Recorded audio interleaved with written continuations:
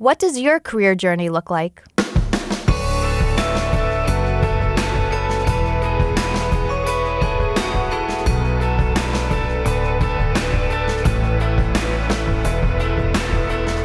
Hey listeners, welcome to In the Arena. I'm Jackie Goldberg. And I'm Leah Smart. And today we're going to spend some time talking about our careers. So Jackie and I have both been working for the last 8-10 years-ish, not to totally date ourselves, but we've had some ups and downs. We've had some moments of clarity. We've also had moments of failure. And we want to just spend some time reflecting on it and also inviting you as our listeners to take some time to reflect too. So we may have some ahas during this, and we hope you do too, and really just looking back at where you've been and thinking about where you want to go. So we're going to start with what our journeys have been like so far. So Jackie, can you share a little bit about what your career journey looks like? Yeah, for sure. So I love to tell this story. When I was 19 years old, I was a junior in college, and I was actually studying psychology. So psychology I took in my junior year of high school, and I loved it. And I decided that's what I want to study in college. And I just always was fascinated with human behavior, and I think actually getting textbook material and learning about concepts made me realize this is what I want to learn about. So in college, I was 19, and I was researching jobs, and I was like, what am I going to do after school? You know, like any teenager who's aspirational and thinking about, you know, what are my next steps? What's my next play? And I came across, doing my research, what a life coach was. And I was like, this is what I want to do. So I remember I called my dad in my dorm room and I said, Dad, I know what I want to do with my life. And he said, what? And I said, I want to be a life coach. And he goes, Jackie, how can you be a life coach? You have no life experience. And I was like, well, I just really want to help people be their best selves and really do the inner work to just have their best lives and impact others and inspire people. He goes, why don't you put it on the back burner and get a real job? And I listened like any teenager would. I listened to my dad. And so what I did was I went into corporate. You know, I knew I didn't want to be a psychologist or a therapist. I'm a very dynamic person, and I really wanted to be around a lot of energy. So I went into the corporate world and I studied human resources because to me, that was the closest I can get theoretically to human behavior in corporate America. So I spent my first 5 years working in recruiting and learning and development and had, you know, a really great run, just a lot of knowledge and learning and figuring out what I did and what I didn't like. And when I moved over to LinkedIn about 5 years after being at Bloomberg, I really decided to be on the client-facing side. I was always interested in sales because I love dealing with people and human connection. So I came into customer success where I was able to use some of my recruiting background and my learning and development background. And I've been in customer success for 5 years. But taking a step back and thinking about that conversation with my father was really pivotal for me because I experienced life during this time. Over this decade, I, was in a relationship, I was out of a relationship, I changed friends, I got to know myself, I woke up a little bit, I took on meditation and mindfulness practices, and my life changed and I experienced life. And there was a turning point for me where I realized I want to now become a life coach. And so in 2018, I graduated from a 12-month coaching program, and I now have a practice on the side. And I've never felt really more aligned to be doing what I'm doing, both at LinkedIn and my day job as a manager and the work that we do, Leah, around mindfulness and compassion, and then practicing a life coaching. Amazing. That's cool that at 19 you just knew. I'm sure we'll talk about this today, but I think really following your passions, right? I think it sounds cliche and people probably hate that advice sometimes because people are like, what does that even mean? Like, my passion is, animals or, photography. Does that mean I make a career out of it, or is that a hobby? But for me, I followed where the energy was around that human connection and the desire to learn about what make people who they are. And that just one little desire allowed me to take some necessary steps, to get to where I am today. Yeah, and I want to offer too, the following passions thing can also be tough because people don't know what their passions are. So what I share is Elizabeth Gilbert's advice, which is follow your curiosities. So if you're a little bit curious, see where that thread goes, and you can find passion there. And you don't have to be doing your passions every day at work. You can be doing them on the side or on the weekends. It's just about creating a more full life. So follow your curiosities and kind of figure out from there. Yeah, and something that you once shared with me, Leah, was this quote, allow yourself to be drawn. And I actually wrote it down and have it in my apartment because it really like sat with me like, wow, like if something is drawing me in, then I should follow that, right? And I should allow myself to go into that space. And I think that can relate to anything in life. But when it comes to our careers, if there is something that you're drawn to, and it could be something so small, right? A person, it could be a conversation, it could be a specific skill set, it could be a type of software, or whatever it is, right? Like allow yourself to be curious, to your point, follow that energy and kind of see where those steps lead you to. Yeah. I didn't know that was in your apartment. So that's exciting. Yeah. Thank you. You're welcome. And thank you to the person who told me. And I would love to hear your career journey. Yeah. So mine's very different. I think my career, similar to you, I'm very close to my dad. And so when I think about career, I always think of my dad. So he's the person I go to and say, I think I'm going to do this. I don't know if I should do this. And then I'd listen to him. So my journey out of college was I decided that I wanted to go to Prague and teach English. So that was my plan. I was like waitressing and I was like, all right, I'm going to go to Prague, save up my money. They don't use the euro. So it's way cheaper. I remember finding a loaf of bread was like $1. I was like, I can go here. So that was my plan. And I called my dad or talked to my dad about it. And he was like, what are you running away from? Go get a job that pays you to travel the world. You don't have to do this at the sacrifice of earning money. And so I reluctantly took his advice and went to a career fair and I found LinkedIn. So a lot of the things that have happened for me up until probably a few years ago were like falling into it. Like I fell into LinkedIn. I met someone, I mean, it's got to be divine intervention. I met someone who was manning the table and said, hey, this is LinkedIn. I was like, what is LinkedIn? This is 2010. And she explained it. And then a month later, I was working there.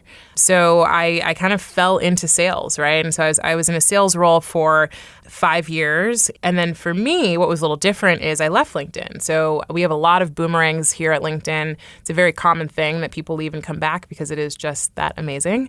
But I left LinkedIn after a period of almost 5 years at the company and decided I needed something a little bit different and maybe it had run its course. And actually, when I left, it was an incredible experience, which another company, and loved my role, but recognized that I wanted to do more than be in sales. I wanted my career journey to not look like a ladder, but more like a jungle, as people say. And I knew I didn't have a lot of the skill sets I would need to be more successful outside of just a sales role. So I started pulling all that together and deciding what I really wanted to do and what skills I wanted to hone. And one of the things I recognized was, A, I miss LinkedIn. And B, I had so many amazing relationships at LinkedIn that of any company that would trust me to make such a big leap from sales to program management, which is a huge leap, LinkedIn would be it. So I found a role and, here today, but I ended up interviewing for it and getting the job. My journey continues to be a little bit different in that I was actually back in San Francisco. So I live in New York now, but I'm from California. I was back in San Francisco to program manage for a year. I was asked to move to Chicago, and I just said yes because I knew I didn't want to be in San Francisco anymore. It was my experimental year, I was calling it. And so I left. I planned to leave San Francisco to go to Chicago. And about 2 months before I was supposed to leave, I woke up in a hotel room in Chicago and my gut was like, you can't go here. You have to go back to New York. And I knew this was against all logic. I had no job lined up. My program that I was running was not based out of New York. So there was no path laid out, but I just knew and I had to follow it. And I had a great leader who was open to listening to me and helping me on my journey. And I ended up optimizing for being back in New York, being in a role that still used my skill sets and that I was passionate about and interested in. And so I ended up in customer success for a year.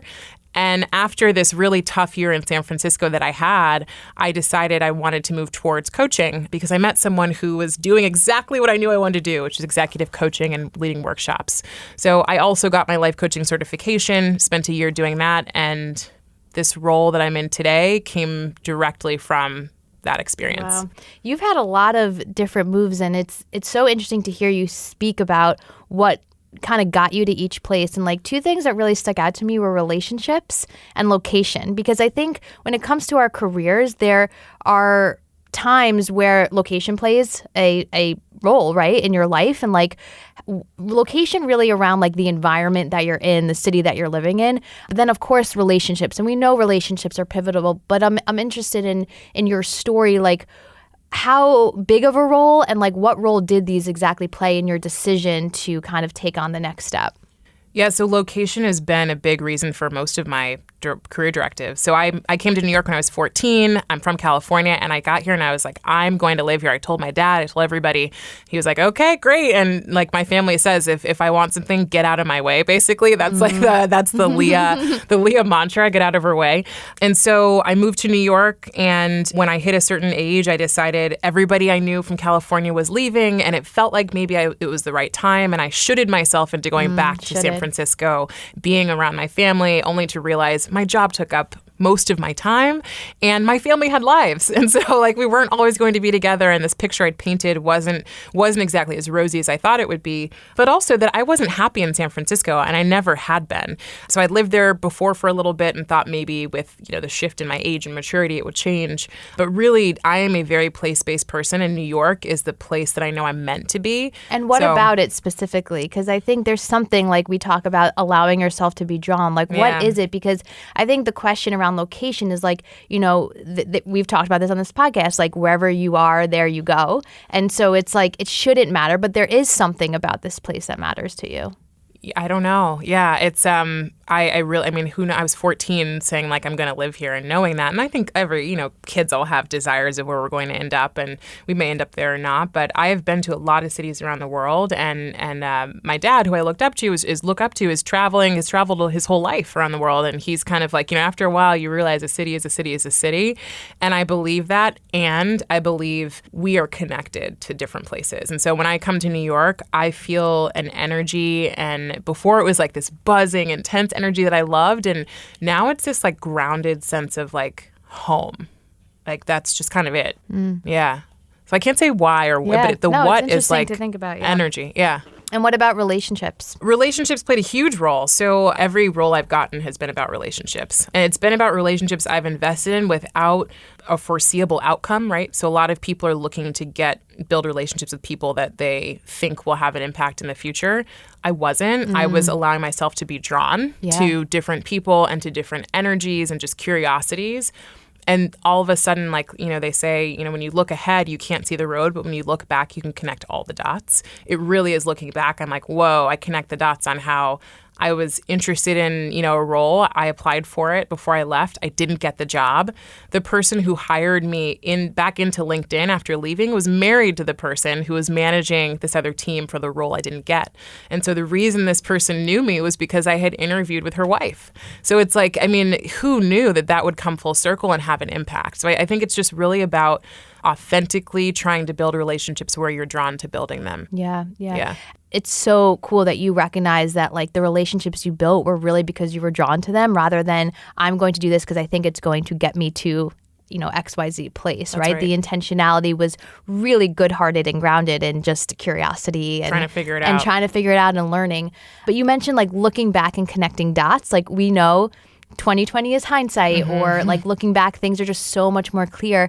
And I think about this in terms of failure, right? Because I think there are often times we quote unquote fail, and I put that in quotes because we know that failure leads to success, or there's always some sort of aha or insightful moment there. But are you able to pinpoint kind of throughout your career journey a moment of failure, quote unquote, that resonates with you in a way that kind of was a shift for you maybe, or was a story that really sticks out to you because it helped you in some way?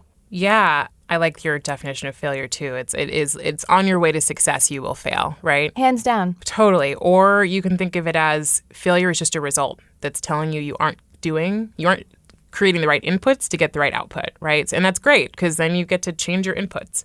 And that's really hard in the moment, but it's an incredibly powerful thing to think about. It's really empowering. So my moments of failure, I think the first would be, not getting this role I mentioned. I went for a role in our sales readiness team, which is a sales training team that helps our salespeople do better work. And I felt like I was so aligned with it. And I didn't get the role. And I was heartbroken. And I couldn't really see a path forward at that point. It was kind of like I became this wayward person that I made a different decision that actually wasn't necessarily, well, I guess looking back, it was the right decision. But at the time, I could have made a different one that was more informed and less emotionally driven. But not getting this role spurred me into this other role that I wasn't even really sure I wanted to do. And that was actually the reason that I ended up leaving LinkedIn was I went into the role and I was like, I've been here a long time. I don't love this role. Maybe I'm just burnt out, not feeling it. And I wasn't doing super well. That was the other thing was like, this is my own thing. Like I am an achiever. So if I'm not doing well in something, I'm like, I was totally in a knowers mindset or a fixed mindset of, okay, my skills are fixed and they are fixed. So that means I'm not good at this. So I need to move forward. And this is before so much of my own like personal and spiritual growth, but it led to it. I was not doing well. And like I could turn it around, but I didn't want to. I didn't have the drive to. So I had the drive to leave. And I actually met somebody in the kitchen at LinkedIn who ended up being the person that referred me to my next job outside. Talk about relationships. Yeah. And it was actually over a passion of mine that we became friends. It was about photography. So yeah, I think, the beauty, and I would love to hear your kind of failure, quote unquote, stories. The beauty of the failures is that you and I talked about this, but there's a beautiful art in Japan called kintsugi. And kintsugi is the idea that even the broken pieces, they use dishes or china, even the broken pieces or dishes you can actually put back together. And it literally means to bring back together with gold. So they rebuild broken bowls, cups, etc., porcelain or clay, and actually infuse them with gold. So there were these beautiful dishes that have these cracks that are all filled with really beautiful gold. And the idea for me, the reason this translates is like, the most painful moments are where we create really serious strength and we watch painful things happen. And then you look back, you go, oh my God, thank God that happened. I never would have ended up here had I not done that. Right. I would say my other moment of failure probably was, and not failure, but choice that was not one that was good for me was I chose to move to Chicago. I said I was going to move. That was not what I really wanted. And if I knew my intuition as well as I do now, I would have known that. But I didn't. So I chose it and then had to come up against this serious conversation with a leader who is having to hear me say I'm pulling out of what I committed to, which is not exciting. Yeah. Tell me about your failure. Well, I think for me, what comes to mind is after I graduated college, I lived in Israel for a year and did 10 months of volunteering and teaching English and interning. And it was a great year. And I came back and lived at home to find a job and figure out what I wanted to do. This was probably around age 22. So I'd already had that conversation with my dad about wanting to be a life coach, but it was really something that I had truly put on the back burner, right? And I was exploring everything from going back to school to be a nutritionist to getting into the fitness space, right? I remember taking all these Pilates classes to maybe become a Pilates instructor while I was trying to find a job in corporate America. And so I went to a temp agency and I started doing temp recruiting. And this is kind of a vulnerable moment, but growing up, my dad used to tuck me in every night. And obviously that stopped once I became a teenager and stuff. But there were definitely moments where he'd come in and we'd sit and we'd talk. And for those of you who don't know, my father passed away. So it's about a year ago. And so it's always, feels good to kind of speak in his memory and share these types of memories. I was about 22. I was living at home and he came in one night before I was going to bed and I was just crying. And I was like, it was 6 months of job hunting and not knowing what I wanted to do and just feeling completely lost. And my dad said to me, everything will be okay. And he's like, I'm not worried about you. Everything will be okay. And the way that he said it made me trust him so much. And like in that moment, just be like, you're right. Like everything will be okay. And I think, we think of this kintsugi and it's like something breaks and then we actually create something beautiful out of it. And I think in that moment, no matter how stressed I get, with work or, where I'm feeling lost in any capacity, I truly believe that like everything will be okay. And I kind of think of that moment and I was so hopeless and lost. And those words I trusted it. And so I think that failure really was that experience of being lost, which so many people know. And, eventually, like, again, I think allowing yourself to be drawn, at least that worked for me, like taking part in things that I liked and testing things out, right? Like, I think trying things and being aware of what you like about it and what you don't has really helped me. But I think it's being aware and like true to yourself of what you're feeling. Yeah, that's so beautiful too. Just having like a figure that you trust saying, I know you're going to be okay. Yeah. Like I just know it. Yeah. He was like, I'm not worried about you. You're going to be fine. Everything will be okay. And I trust it. Yeah. You mentioned, letting yourself be drawn and that working for you. When has letting yourself be drawn not worked for you?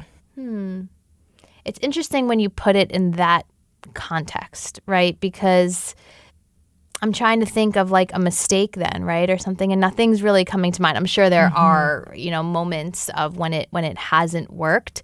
And I think this also could be like more of the recency effect, right? Whereas like in my recent years, I'm way more connected to who I am, my intuition. So like nothing's coming to mind in this moment, right? I probably have to dig back like 5-10 years.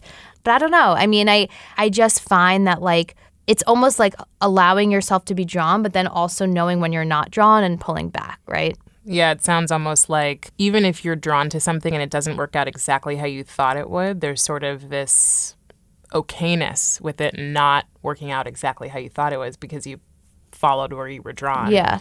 I also think it's like allow yourself to be drawn, right? I do that in quotes where it's like, well, what's the pull, right? Is someone else saying this is great for you? And like you allow yourself to follow that versus your intuition, right? Like what are you following? Is it and what's truly important to you? Yeah. Because I think those are the times where you have to kind of take note of what your values are, right? And connect wherever you're moving forward to those values that you have. Yeah. Can you say more about your intuition? Because you reference it a lot in your decision making. Yeah, I mean, I think we talk about this a lot in the podcast. I think the alignment between mind, body, and soul. And as someone who practices mindfulness, right, I'm very aware of my thoughts and where they're headed and when they're taking over, right? And then as someone who's also sensitive and emotional, I kind of pull my heart into places. And I think the intuition piece is kind of like the third part that you kind of feel icky when something's not aligned, and then you feel really at peace and calm when it is aligned. And I think in any decision that comes our way, we have the ability to look and tap into all three and make sure that there's a sense of calm, a sense of peace. I think in making a wrong decision or like on the cusp of making a wrong decision, right? At least for me, I'll feel like some sort of maybe anxiety comes up to me, right? Like something that's not sitting well. And that is then a sign of like, hey, maybe something's off. Yeah, there's that like icky feeling. Yeah. It's hard to put into words. How would you? Right? I mean, it's great to hear these questions because then it forces me to articulate some of this guidance, I guess, that we're giving our listeners around following your intuition. But I'm curious if you have another definition or if there's anything. I'm definitely a spiritual person, and I believe that intuition is just the universe or whatever you want to call its way of telling us when we're going in the right direction or then not in the right direction. And so, yeah, I would agree that you posed it perfectly in the way that I would, which is there's a sense of peace. There's like it's not the head, yes. It's like the heart, soul in your stomach, yes. It's quiet. It's just like, this is right. Yeah. And like I remember when I committed to moving to Chicago for the next 3 months, I just had this angst. I had this angst when I was looking at apartments. I had an angst when I was like, I had an anxiety when I was thinking about the move. I wasn't like, when you want something, you go get that thing. Like I was not itching to buy plane tickets to go there, my one-way ticket. I was not itching to have a goodbye party to leave for Chicago. It was just not there. And that's probably when I really learned my intuition, and not even learned it, but just finally decided to listen. Listen to it. Yeah, which is pretty crazy that most of us in our, traditional upbringing do not learn to listen to that thing. Yeah. What's the greatest piece of advice that you've received from someone around your career? So mine was a year, actually not even a year ago. It was 6 months ago. There's someone that I consider to be just an amazing human, and it's Scott. He's our executive sponsor for the podcast, but he's also had a really huge impact on both of our lives and us just being able to build more of what we find purpose in into our careers. And I was I was going for a role. And the role I knew in my gut, this was like the test from the universe, I had a feeling it was not the right role for me, but I just didn't know what I was going to do next. And so I called Scott in the middle of the interview process and said, I need to talk to you. And I explained to him what was going on. And I was like, I just can't put my finger on it, but something feels off. I just don't know what to do. I was like, can I get onto your team? How, like, what will, I'm trying to come up with this amazing way to control the situation and feel certainty, which is something that controls so many of us. And it really keeps us from just having faith and seeing where it will go. But he said, all I can tell you to do is follow your heart. And like, that sounds so cliche, right? But in reality, that was the exact advice I needed. I didn't need someone to tell me what to do. I wasn't calling him to tell me, hey, you need to take this role, or you need to keep going for this role and see if you get it because of these things. He was like, listen to yourself. And that's something that's you mentioned life coaching at the beginning. What you realize about coaching is you're not telling anybody how to have a life experience. You're helping them through their life experience and supporting them as they make the decisions that are the right ones for their lives. So that's what Scott did. And oddly enough, I chose not to interview for that role. And then all of a sudden, 2 months later, I could not have guessed I was getting a new offer for the exact role I would have wanted. And so it was just this like step off the ledge, this like leap of faith that everyone talks about, but it's so hard to do in the moment when something's dangling in front of you, but it was the right choice. Yeah. And I think it just shows, one of our former episodes, we interviewed Mike Romoff, who is a VP here at LinkedIn, and he talked, a lot about like really, he didn't use the word intuition, right? But practicing this mindfulness and compassion and like putting things out in the universe. And it seems like this was an exact area where you made a decision that was right and connected. And then 2 months later, the next thing happened that seemed serendipitous, but actually you created that in some sense. Yeah, right? I think the universe heard and goes, okay, you're on the right track. Exactly. Like, I'm testing you listened and you followed and yeah. Right. And it's like they say the universe or whatever you believe in will keep giving you tests to see if you're going to make the decision that is a decision for you. I'm like hovering over my gut right now, but like when your gut is the right decision, or if you're going to make the one that is your should decision or for perception. 100%. Yeah. How about you? What's your advice? So my quick story here on best piece of advice I've ever gotten, it was when I worked at Bloomberg and I had an amazing manager and I was, high anxiety about this event that I was putting on. And we were in a one-on-one and I was just like, had all these questions about decisions I had to make. And I just wasn't sure what to do in certain areas. And I was scared about making the wrong decision. And she said to me in the moment, she said, "What's the worst that can happen?" And I said, "I don't know, like the event like is a huge disaster." She goes, No, worse than that. What's the worst that can happen? I was like, "I get a bad performance review because of it?" And she goes, No. What's the worst that can happen? I was like, "I get fired?" She goes, "Yeah, and then you get a new job." And she played it so well to be like, and she goes, "And you're not getting fired." So she allowed me in that moment to understand the lesson of taking intelligent risks and taking risk in general and being like, it's okay. You don't have all the answers. You don't know, but it's okay to kind of make the decision and see how it goes. And what's the worst that can happen? And now I always ask myself that, like, what is the worst that can happen when I'm really wavering between doing something or not? It was the best piece of advice I've ever got. And I give that now to people as well.